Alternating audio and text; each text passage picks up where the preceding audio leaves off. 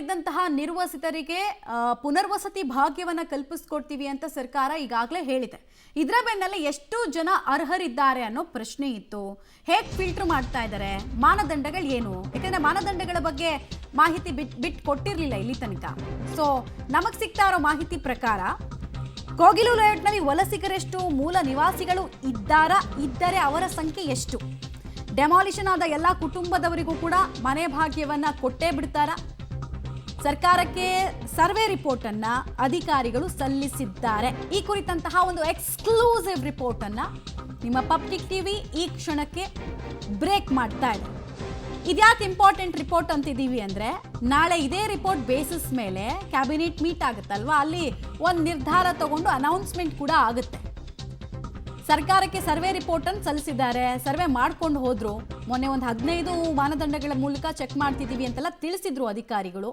So ನಮಗೆಲ್ಲ ಗೊತ್ತಿರೋ ಹಾಗೆ ಟೋಟಲ್ ಆಗಿ ಒಂದು 187 ಕುಟುಂಬಗಳು ಅಲ್ಲಿ ವಾಸ ಇದ್ವು. ಸೊ ಆ ಸರ್ವೆಯ ಎಕ್ಸ್ಕ್ಲೂಸಿವ್ ಡಾಕ್ಯುಮೆಂಟನ್ನು ಕೂಡ ನೀವು ಗಮನಿಸ್ತಾ ಇದ್ದೀರಾ. APL ಕಾರ್ಡ್ ಕುಟುಂಬಗಳು ಎಷ್ಟು, ರೇಷನ್ ಕಾರ್ಡ್ ಇರುವಂತಹ ಕುಟುಂಬಗಳು ಎಷ್ಟು, ಅದನ್ನು ನೀವು ಗಮನಿಸ್ತಾ ಇದ್ದೀರಾ. ಆದಾಯ ಮತ್ತು ಜಾತಿ ಪ್ರಮಾಣ ಇರುವಂತಹ ಕುಟುಂಬಗಳ ಸಂಖ್ಯೆ ಎಷ್ಟು ಅನ್ನೋದನ್ನು ಕೂಡ ನೀವು ನೋಡ್ತಾ ಇದ್ದೀರಾ. ಮೂಲ ಬೆಂಗಳೂರಿನವರು ಅಂದರೆ ಇಲ್ಲೇ ಕನ್ನಡಿಗರು ಅಂತ ಯಾರನ್ನ ಕರಿತೀವಿ ಅವರು ಎಷ್ಟು ಜನ ಅಂತ ನೋಡಿ. ಸರ್ವೆ ಆದ 119 ಮನೆಗಳ ಪೈಕಿ ಬೆಂಗಳೂರಿನವರು ಅಂತ ಇರೋದು ಜಸ್ಟ್ 37 ಜನ ಅಷ್ಟೇ. ಡೆಮಾಲಿಷನ್ ಆದ 82 ಮನೆಗಳ ಕುಟುಂಬಗಳು ಆಲ್ಮೋಸ್ಟ್ ವಲಸಿಗರು ಅನ್ನೋದು ಗೊತ್ತಾಗ್ತಾ ಇದೆ. ಹಾಗಾದ್ರೆ ವಲಸಿಗರು ಅಂದ್ರೆ ಯಾರು? ಅವರು ಬಾಂಗ್ಲಾದೇಶಿಗಳ. ಸರ್ಕಾರಕ್ಕೆ ಸರ್ವೆ ರಿಪೋರ್ಟ್ ಅನ್ನು ಅಧಿಕಾರಿಗಳು ಸಲ್ಲಿಸಿದ್ದಾರೆ. ಬಾಯಿ ಬಿಟ್ರೆ ಅಲ್ಲೆಲ್ಲ ಕೆಲವರು ಹೇಳ್ತಾ ಇದ್ರು 25 ವರ್ಷದಿಂದ ಇದೀವಿ, 30 ವರ್ಷದಿಂದ ಇದೀವಿ ಅಂತ. ಆಯ್ತು, ತೆಗಿರಿ ಡಾಕ್ಯುಮೆಂಟ್, ನಿಮ್ಮ ಹತ್ರ ಏನೇನೋ ಕಾಗದ ಇದೆ ಎಲ್ಲ ತೋರಿಸಿ ಅಂತ ಕೇಳಿದಾಗ ಕೆಲ ಡಾಕ್ಯುಮೆಂಟ್ಸನ್ನು ತೋರಿಸಿದ್ದಾರೆ, ಕೆಲವರು ಡಾಕ್ಯುಮೆಂಟ್ಸನ್ನು ತೋರಿಸಿಲ್ಲ. ಸೊ ಯಾರ್ಯಾರು ಎಷ್ಟೆಷ್ಟು ಜನ ಅಂತ ಒಂದೊಂದೇ ಪಟ್ಟಿ ಮಾಡ್ಕೊಂಡಿದ್ದಾರೆ. ಈ ಫಿಲ್ಟರ್ ಮಾಡ್ಕೊಳ್ತಾರೆ. ಆಧಾರ್ ಕಾರ್ಡ್ ಎಷ್ಟು ಜನರ ಹತ್ರ ಇದೆ, ಆಮೇಲೆ ಪ್ಯಾನ್ ಕಾರ್ಡ್ ಎಷ್ಟು ಜನರ ಹತ್ರ ಇದೆ, ಎಷ್ಟು ಸರ್ವೆ ಆಗಿದೆ ಅನ್ನೋದೆಲ್ಲ ಆಗಿದೆ. ಡೀಟೇಲ್ಸ್ ಕೊಡ್ತಾರೆ ಲೋಕೇಶ್. ಈಗ ಫಿಲ್ಟರ್ ಕೆಲಸ ಏನೋ ಮಾಡಿದ್ದಾರೆ ಅಧಿಕಾರಿಗಳು, ಬಟ್ ಈಗ ಅರ್ಹರು ಅಥವಾ ಮನೆ ಕೊಡೋದಕ್ಕೆ ಲಾಯಕ್ಕಿರೋರು 37 ಜನ ಅಂತಿದಾರಲ್ಲ, ಅವರು ಲಾಯಕ್ಕು ಅನ್ನೋದನ್ನ ಯಾವ ಕನ್ಕ್ಲೂಷನ್ ಮೇಲೆ ಅಧಿಕಾರಿಗಳು ಬಂದರು, ಯಾವ್ಯಾವ ಮಾನದಂಡಗಳನ್ನು ನೋಡಿದ್ರು ಅಂತ. ಬಿಕಾಸ್ ತುಂಬ ಜನರಲ್ಲಿ ಅಲ್ಲಿ ಆಧಾರ್ ಕಾರ್ಡು ಪ್ಯಾನ್ ಕಾರ್ಡ್ನೆಲ್ಲ ಸುಮ್ಮನೆ ಹಿಂದಕ್ಕೆ ಮುಂದಕ್ಕೆ ಇರೋ ವಿಜುವಲ್ಸ್ ನೋಡಿದಾಗಲೂ ಆಧಾರ್ ಕಾರ್ಡು ಪ್ಯಾನ್ ಕಾರ್ಡ್ ಎಲ್ಲ ಜನರೇಟ್ ಆಗಿರೋದು 2023-24 ಚುನಾವಣೆ ಸಂದರ್ಭದಲ್ಲಿ. ಹೀಗಾಗಿ ಏನು ಬೇಸಿಸ್ ಮೇಲೆ ಮಾಡ್ಕೊಂಡ್ರು ಮಮತಾ? ಈಗ 37 ಜನ ಎಲಿಜಿಬಲ್ ಆಗಿದ್ದಾರೆ ಅನ್ನೋದಕ್ಕೆ ಅವರ ಬಳಿ PBMP ಇಂದ ಮತ್ತೆ ಕಂದಾಯ ಇಲಾಖೆ ಅಧಿಕಾರಿಗಳಿಂದ ಒಂದಷ್ಟು ದಾಖಲಾತಿಗಳನ್ನ ಸಂಗ್ರಹ ಮಾಡಿದರೆ ಅವರ ಅರ್ಹರಿರ್ತಕ್ಕಂಥ 37 ಜನ ಏನಂದ್ರೆ ಅವರ ಬಳಿ ಕೂಡ ಇದೆ ಎನ್ನುವಂಥದ್ದು, ಜೊತೆಗೆ ಹುಟ್ಟಿದ ಸ್ಥಳ ಅದರ ಡೀಟೇಲ್ಸ್ ಕೂಡ ಇದೆ ಎನ್ನುವಂತ ಮಾಹಿತಿ ಲಭ್ಯ ಆಗಿದೆ. ಆ ಕಾರಣಕ್ಕೋಸ್ಕರ ಇವರು ಬೆಂಗಳೂರಿನವರೇ, ಬೆಂಗಳೂರಿನಲ್ಲೇ ಇವರು ಮೊದಲಿಂದಲೂ ಕೂಡ ವಾಸ ಇದ್ದಾರೆ ಅಂತೇಳಿ 37 ಜನರನ್ನ ಕನ್ಸಿಡರ್ ಮಾಡಿರುವಂಥದ್ದು.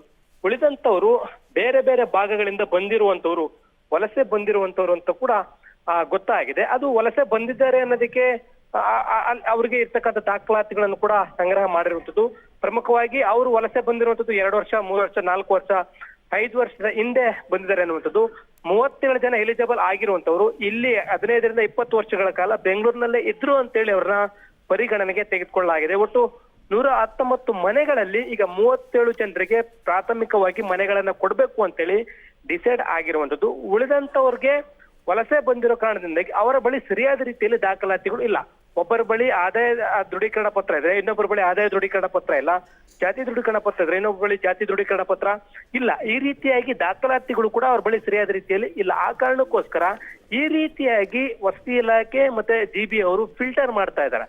ಪ್ರಾಥಮಿಕವಾಗಿ ಅರ್ಹರು ಅಂತೇಳಿ 37 ಜನರಿಗೆ ಗುರುವಾರ ಅವರಿಗೆ ಮನೆಗಳನ್ನ ವಿತರಣೆ ಮಾಡ್ತೀವಿ ಅನ್ನೋ ಮಾಹಿತಿ ಈಗ ಸಿಕ್ಕಿರುವಂತದ್ದು. ಉಳಿದಂತವ್ರಿಗೆ ಸೂಕ್ತ ದಾಖಲಾತಿಗಳನ್ನ ಪರಿಶೀಲನೆ ಮಾಡಿ ಅವರು ದಾಖಲಾತಿಗಳನ್ನ ಒದಗಿಸಿದ್ರೆ ಅವರಿಗೆ ಮನೆಗಳನ್ನ ಕೊಡ್ತೀವಿ ಹಂತವಾಗಿ ಅಂತೇಳಿ ಹೇಳ್ತಾ ಇರುವಂತದ್ದು. ಸದ್ಯಕ್ಕೆ ಪ್ರಾಥಮಿಕ ವರದಿ ಸರ್ಕಾರಕ್ಕೆ ಸಲ್ಲಿಕೆ ಆಗಿರೋ ಪ್ರಕಾರವಾಗಿ 37 ಜನರಿಗೆ ಮಾತ್ರ ಮನೆಗಳನ್ನ ಕೊಡಬೇಕು ಅಂತೇಳಿ ಈಗ ತೀರ್ಮಾನ ಆಗಿರುವಂತದ್ದು ಮಮತಾ.